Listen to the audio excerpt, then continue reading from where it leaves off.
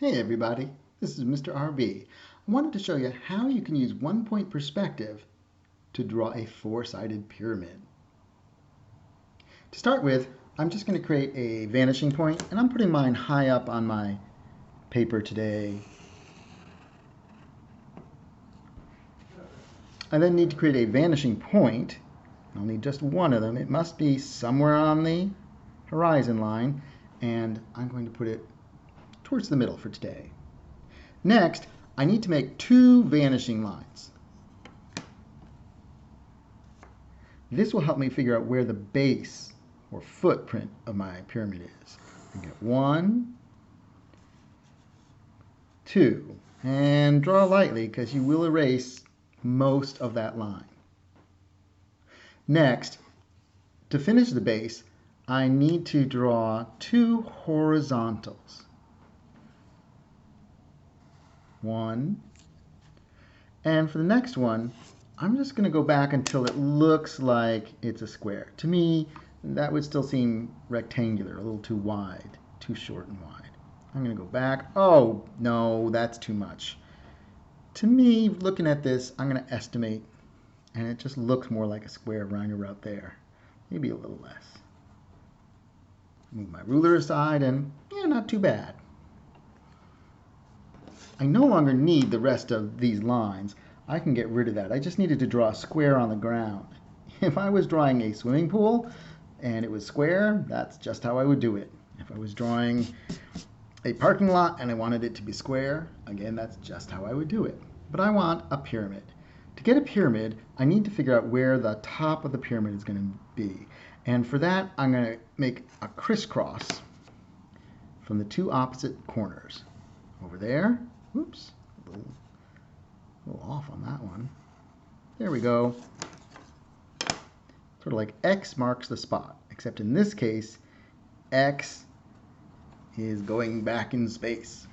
All right, see this point right where they converge, that little point where they cross? That's where I'm going to put a vertical. The taller my vertical is, the taller my pyramid will be.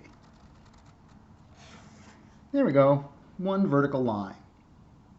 Now, I simply connect the top of my vertical line to all four corners. Right now, I'm drawing it as if it were a glass pyramid.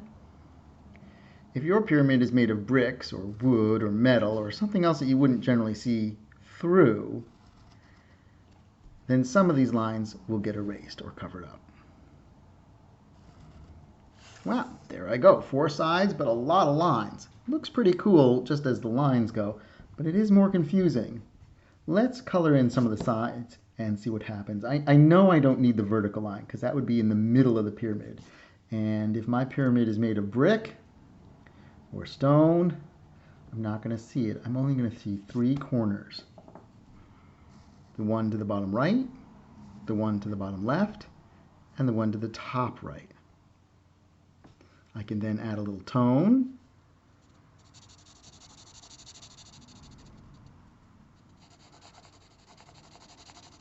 And that'll help the viewer believe in the three-dimensionality of my little pyramid. Not bad. This side still seems open, and I guess I can still see a bit of those lines, so I'm going to add a little tone. Not as much as the first side. Ooh, that seems a little too much. Or not as much as the first side. I want them to be different. And one trick I can always use is, if I can't get one lighter without causing problems, I'll just make the other one darker. Notice I'm trying to run my lines down the side of the triangle so that it makes, enhances that illusion that this is somehow tilted back in space. Just lining all those little lines up. And there's my edge there. Get a little gray around the pyramid, and I can then add some light in here to make it seem very bright. And I could even add a little bit of shadow down here. There's other videos that will help you know how to get the shadow itself to be in perspective, but for now I'm just going to add a little bit of shadow just to hint at that three-dimensional world with light and dark. Not bad. All right, not too bad for a quick pyramid. Hey, on the other side of the paper, if you're drawing at this side, do keep in mind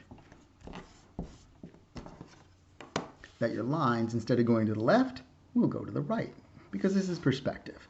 So you change where something is, you change the perspective, you change the lines. There's my first two lines. We're doing a quick review here. I just need two horizontals. 1,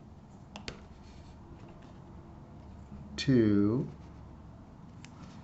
Oh, that seems way too far apart, don't you think? I mean, that looks like it's rectangular. There's no law that says you can't make a rectangular pyramid. I just want mine to be nice and square for today. So I'm going to shorten that. Better. Probably not great. I'm going to make the X across. And if I use my straight edge, I'll probably get a better X. Yeah, there we go. Here's my center. I go up. And then I connect to the four corners. 1, 2, 3. And honestly, if this is an opaque pyramid and you're not going to see through it, those are all the lines I need. You won't see this back corner here. It'll be hidden by the front. What do I mean? We just color in that triangle nice and dark.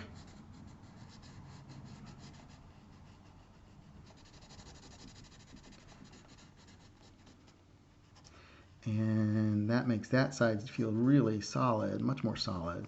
But then we have this side, and I think this line going in gets in the way of our believing any sort of solidity, so makes it look like it's made out of folded paper. So I'm going to erase that, draw in that edge there, get a little bit of tone there by smudging.